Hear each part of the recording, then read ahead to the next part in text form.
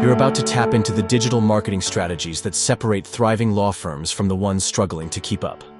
Join James Campbell as we break down the roadblocks holding your practice back and reveal the insider tactics attorneys are using to scale past 7 figures. From cutting-edge digital marketing tips to exclusive interviews with industry leaders, we're giving you the playbook to attract higher-quality clients, dominate your market, and build a firm that runs like a growth machine. Your next breakthrough starts now. This is the Marketing Lawcast. Hello and welcome. Today on the Marketing Lawcast, we're spotlighting an attorney who is rewriting the script on estate planning.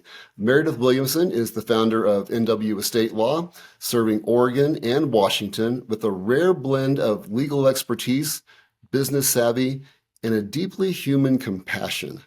With a background in psychology, a passion for advocacy, and years spent both in litigation and elder care, Meredith brings something powerful to the table, an approach to law that centers on the client's voice, their comfort, and their peace of mind. Whether she's helping families navigate long-term care, securing their legacy through estate planning, or just planning for life's unknowns, Meredith does more than just draft documents. She builds trust with each client. In this episode, we'll explore how Meredith turned her vision for a more client-centered firm into reality, and how she scaled her practice with strategic marketing support, and what she wishes every estate planning attorney knew about building a firm that truly connects with clients. If you're an attorney looking to grow your practice with purpose, or someone who just believes legal services should feel personal and professional, guys, this conversation is for you. Stick around, you're going to love this. All right, Meredith, let's start with your firm and how you started your firm. So NW Estate Plan, or Estate Law, what sort of inspired you to start your practice, and how did you land into estate and elder law specifically? So it was a bit of a windy road, right? Getting here, I did not enter law school intending to do estate planning. In fact, I wanted to work with kids in the foster care system. Getting out, getting your first job, I worked for a firm that I loved, but it was litigation. And then I did that for about 8 years in California, decided to move back home. During that time, worked for a family company that worked in the elder care field. And I absolutely fell in love with these conversations that I would have with people in long-term care settings. So after doing that for a number of years as well, because again, I just fell in love with it, even though it was not really legal, I decided to combine my love for the law and my love for this population and form Northwest Estate Law. I saw how not having a good plan really impacted people, especially as they were aging. So I felt like this unique blend of, kind of in the trenches and then legal was a good combination, and I love it. I love that you sort of have that heart for people.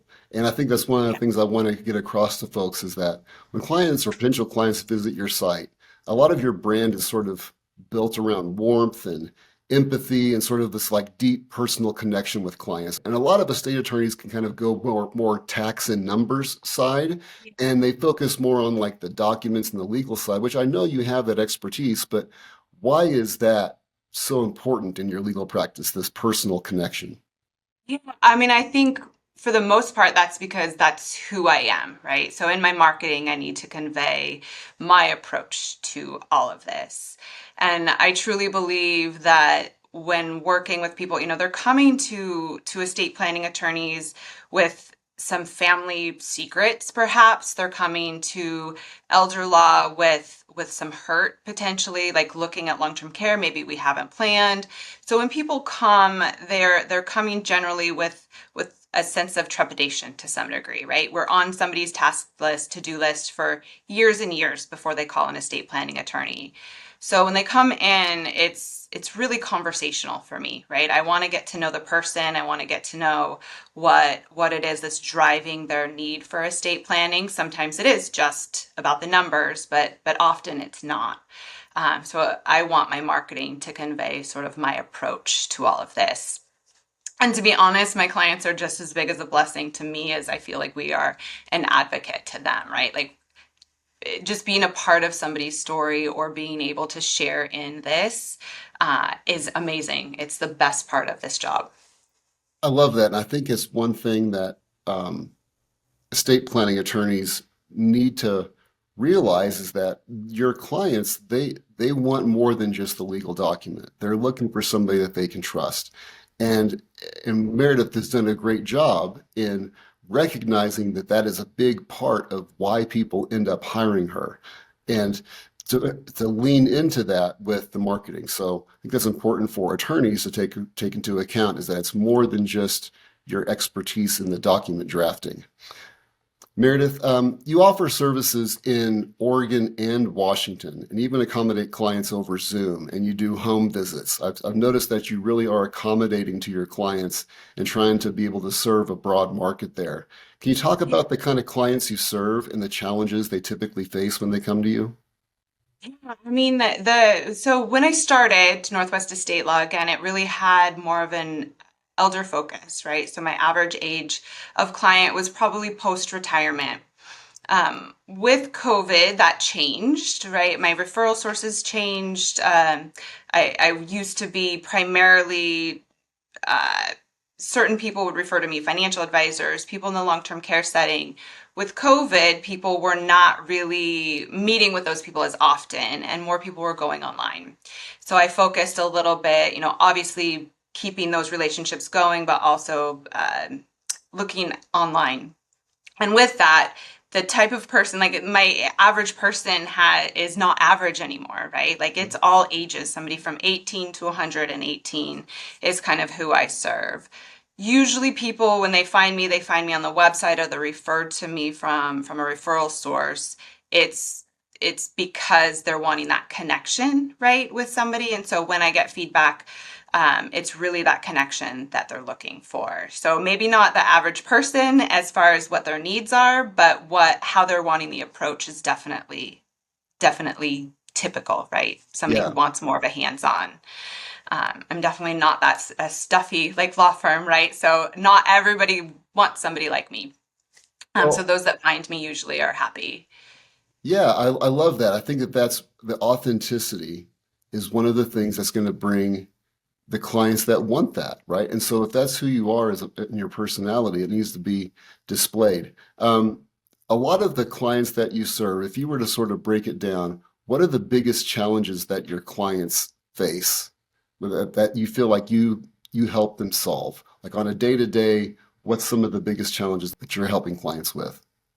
So, I mean, from estate planning to elder law, right? It's either people are coming with me and they're wanting to plan, and sometimes it's just a simple sort of like I just want to leave it to my kids.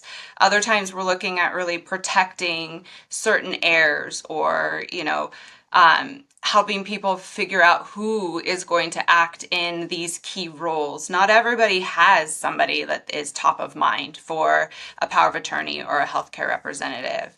Then on the other side of stuff, if people haven't planned yet, I'm there as well. So guardianships and conservatorships, probate, sort of we kind of take it start to finish. Right. I think one of the biggest barriers for people is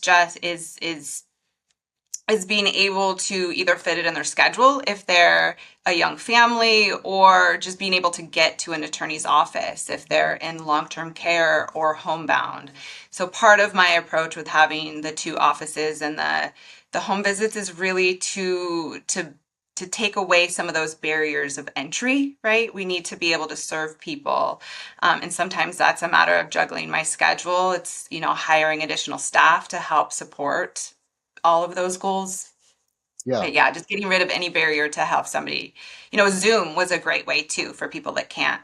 Yeah. So Yeah, just being able to meet people where they are. I think that that's an important thing, and a lot of attorneys, I think, make the mistake of sort of telling people this is just the way it is. We're only going to do things this way, and being very strict in their approach or their process. A lot of attorneys fall into this idea that my process is so perfect, I can't have anybody screw that up, and that can be a deterrent to some degree. I think it's good to have processes in place so you can have efficiencies and better serve people, but to also keep in mind the way that Meredith has in her practice, how can we accommodate the people that we really intend to serve and help? And I think that's a big distinction between what maybe is a traditional law firm and one like yours, Meredith. Kind of transitioning a little bit, you've worked in litigation, you've done in-house counsel, you even co-owned a business before starting this one. So you've had some history here. Yeah. What are some of the biggest lessons you brought from those experiences to the law firm for those attorneys that are in the business of growing their law firm, but maybe they haven't been in a business outside of a law firm? What lessons have you brought that you can sort of help guide them a little bit? Yeah, I mean, I think one thing is with a small business, right, which any small law firm is you're not isolated. You need to pull in either just community, whether it's friends and family or working with other lawyers. Like it doesn't need to be, especially in this industry, it doesn't need to be ultra competitive, because when we're working together, when you can call a colleague and ask a question or be there for another colleague that has a question, being able to grow that and grow the community around all of this is really, really helpful. Specifically for estate planning, one of the great things that my prior business helped me learn to do was marketing. Like I am not an extrovert at all. So marketing was really challenging for me. That was, to grow a business, a lot of times it requires marketing. It requires going outside of your comfort zone. Being able to take downtime if you're an introvert after that is vital. But really, and being flexible, right? So I think, again, going back to the pandemic, like I was able to pivot pretty quickly because I was always a little bit flexible, right? I was always meeting people in their homes or trying new processes out. So not getting stuck in a rut. And again, that is really leveraging your community, right? Whether it's the legal community or marketing community, or just friends and family, but not treating this like it's all or nothing. I grew up with two parents who were entrepreneurs, and their small businesses was like having a sibling, right? Because it takes so much of your time and so much of your energy, and you put so much of your heart into it, that it's really like raising this other child. And not taking things super personally, right, is really, really hard. So again, just leveraging that community. Like if you're having a bad day, going back to a sweet note that a client wrote you, right? That's vital. That's something my mom taught me. Just have a stack of them. And really staying kind of positive through all of it, right? Right. That's the challenge, and I think the most important part, because the better mindset you are through the day, like the better you're going to serve the people that come in the office, the better you're going to work with your staff that helps support your vision and mission. Yeah. I love that so much because I think that when you step outside of your comfort zone and you realize you don't have to live in this realm of isolation where it's you against the world. You can sort of leverage the community and be um, part of the growth that happens not just within your law firm, but in the community at large. If you're engaging around those things, you're going to be part of that and sort of the rising tides floats all boats mentality. Yeah, so Meredith, a lot of the folks that listen to the Marketing Lawcast are newer attorneys. They're folks that are looking to either get into estate planning, or they're trying to start their law practice, or they're stuck in a rut and they're trying to get to that next level. For those people that are maybe launching out on their own or trying to revitalize their firm, what's one piece of advice you wish that you could give them that you wish somebody would have given you when you were going through this? That is a good question. One piece of advice, um, other than the building of the community, I personally am a big goal oriented person. So I set out goals for the year, I set out goals for 6 months, and then I evaluate kind of each month like where we are at and where things might be going awry. With that, like the goal can't be the end all be all, right? If it's financial, I think really getting to the why of your business, which I love, right? Like why do I do this? Why are you wanting to start this particular business? Why are you wanting to expand maybe your reach? Like, is it financial only? Is it because you love people? Like, is it, like what is it? And then work that helps then create, or frame, I guess, the goals I think for me though, the biggest lesson is like not taking everything personally, right? Like not every client is for you. Not every case is the one that you're intended to help with. But if you're starting to get no's or negative feedback, like taking that in, not as like hurt necessarily, even though it hurts when somebody's not fully satisfied, right? We all want to make everybody happy. But taking it and turning it into a lesson, like where could I have done better in this? Or why did that client not pick me? Like what am I doing sort of that I can improve on? So rather than taking everything and needing like constant um, good feedback, because not everything, right? Sometimes people just don't like me. That's fine. I hope they do, and I want them to, and I want to be able to help everybody. But really, kind of taking any setback and turning it into a lesson of where you could grow, and really self-analyzing the business and you with regard to that. That would have been the best, because any hint of negativity early on, even still, I struggle with it. Like it's hard because you put, again, so much of yourself into these businesses, and you want it to succeed and you want to help people. But really, yeah, turning everything has a positive, right? Every negative has a positive. So what can we do to improve? And instead of like thinking it's all, just harm, right? Turn it around. Yeah, I think that when it kind of comes down to mindset, and Yeah. I talk to my children about this. I think it's an important little lesson here is that we are in control of what we believe.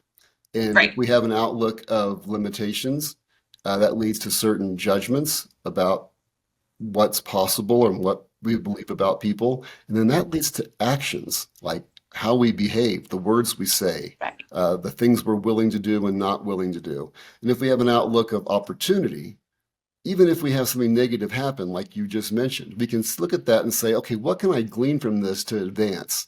What can I take away from this to help myself move forward or improve?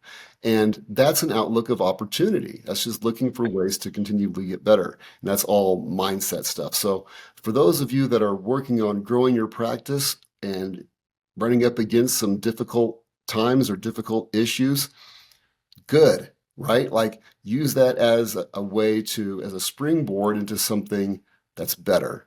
On that same sort of note, shifting gears just a little bit to your experience working with IMS, what kind of first led you to seek out help with marketing to begin Yeah, with? so I knew I prior to that I had built everything myself, which Mhm. I kind of loved, right? It was the building of my website was giving me um just instead of working with client, it was like I'm missing the word, but I was Cathartic. really trying to Cathartic. creativity, right? Like Yeah. I really enjoy being creative. And so, but I realized with that, like my time is not, I'm billing at a certain rate. And when I'm not billing, I am, and I'm doing something more creative and maybe I'm not doing the best job at it. Maybe it's time to hand those reins over. I don't need to be in control of everything.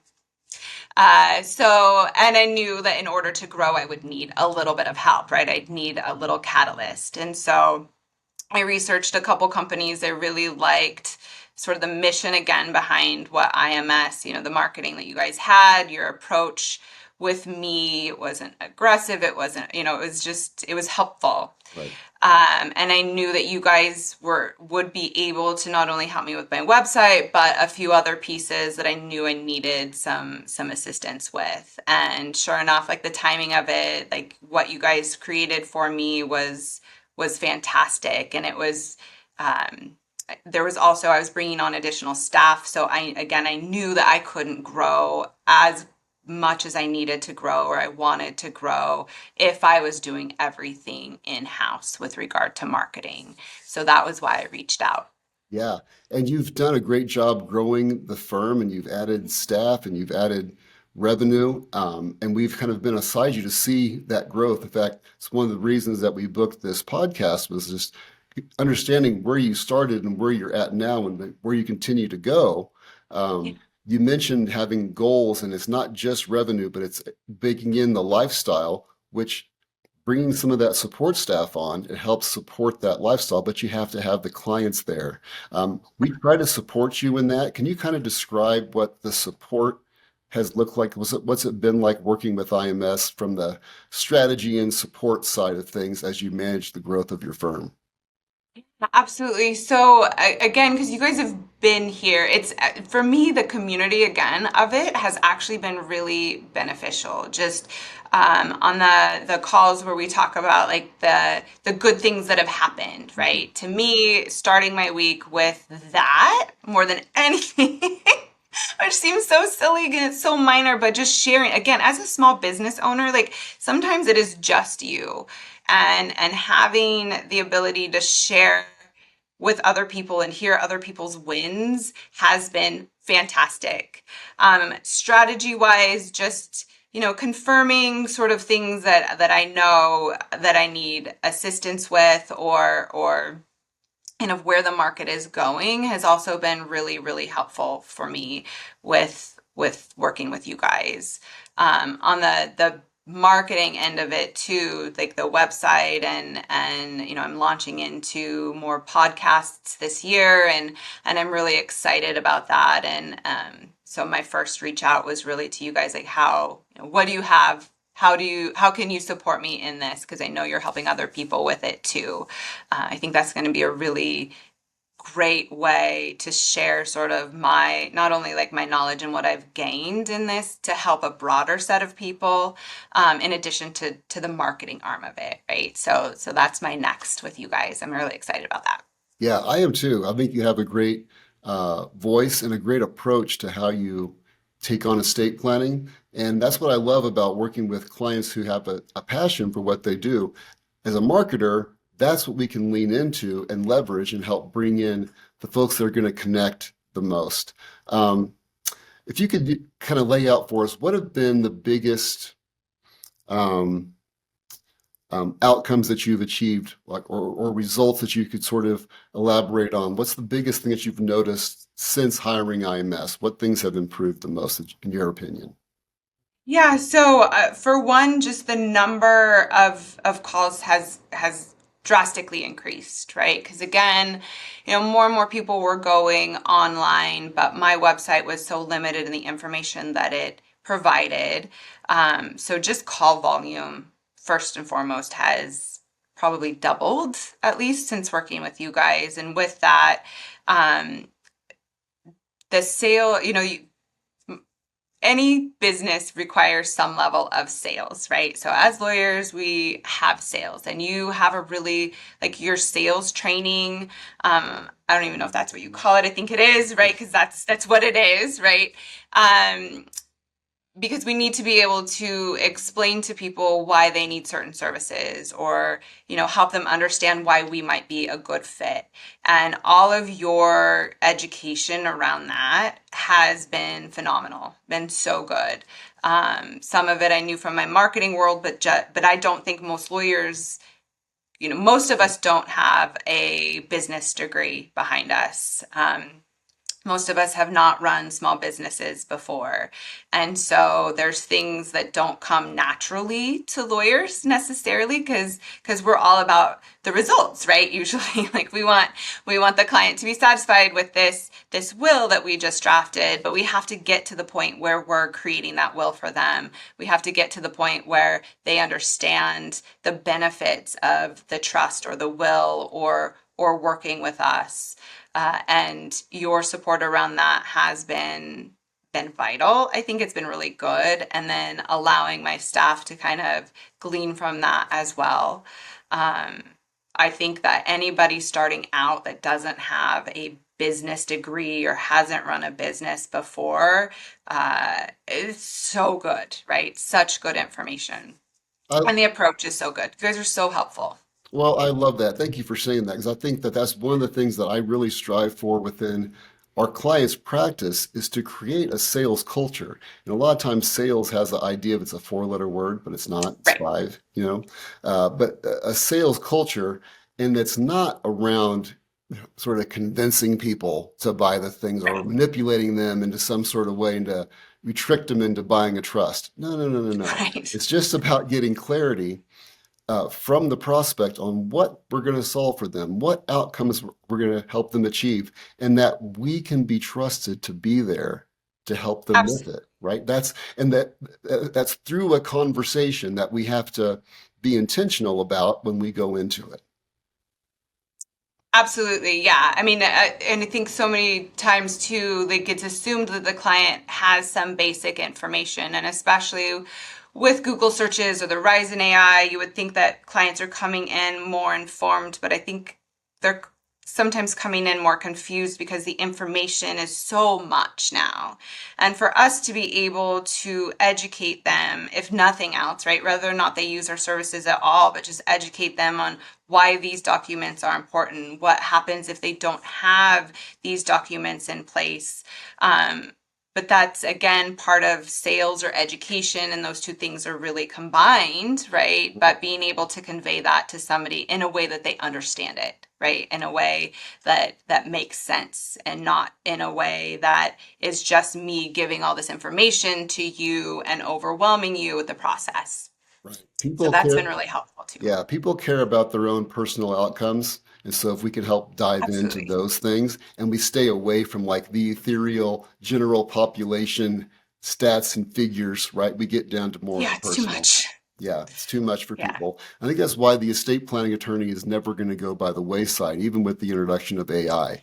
I feel like it is a personal connection and there is a lot of information and there is a need for somebody to have that JD that you can trust, right? Yeah. Um, Wrapping up here a little bit, Meredith, for attorneys that might be skeptical about investing in digital marketing, investing into sales training, or any of those things that are moving the practice forward or hiring IMS, what would you say to them? Yeah, I would say like you again, like you don't need to do this all on your own, and leveraging people who have been there before or experts, people that can help you if you're open to the help, right? I think will help you meet your milestones quicker. It has me, like one of my big milestones, I will most likely be reaching 2 years before I thought I would reach it. And I think that is in a large to working with you guys. So I do think investing back into yourself and into your business is a key way to grow it. While it could be scary, right, to spend any type of money, putting that investment in, it's kind of like with anything in life too. Like if you put investment into something, often you put more effort in with that investment. And so it's just a way that you can really help yourself while you're growing your business. Yeah, I I would love. I would do it. I did it. Do it. It's a great way to wrap that question up, is to just move forward and take a chance on yourself, invest into yourself because you are your greatest asset that you have. So, Absolutely. Yeah. And you don't have to do everything on your own because you'll right, wear it. exactly. Meredith, thank you so much for your time today. Where Yeah. can people find you online? Yeah, I'm at nwestatelaw.com. So Northwest Estate Law in Oregon and again Washington. So even just Googling, those two, either one of those. And I'm happy to be a resource for people. I would say call, right, and schedule an appointment with me rather than email me is going to be the best way to reach me. But I'm happy to give back to this community that I feel like has given me so much as well. So if anybody does have questions, I'm happy to answer. Guys, and if you have the heart for clients, take advantage of that, or at least rewatch this podcast episode and take to heart the things that Meredith says about that personal connection with clients, about establishing your brand and your presence in the community and being involved and not an isolationist, about being able to serve clients on a deep personal level and how that can grow your firm. Meredith, thank you for the inspiration, for the insight. I really appreciate it. And we hope that everybody else tunes in next time to the Marketing Lawcast. That's a wrap on this edition of the Marketing Lawcast. Thanks for joining us. Head over to imsrocks.com. If you're ready to skyrocket your firm's marketing, don't hesitate to book a free strategy call with our team right on our website. Here's to your success.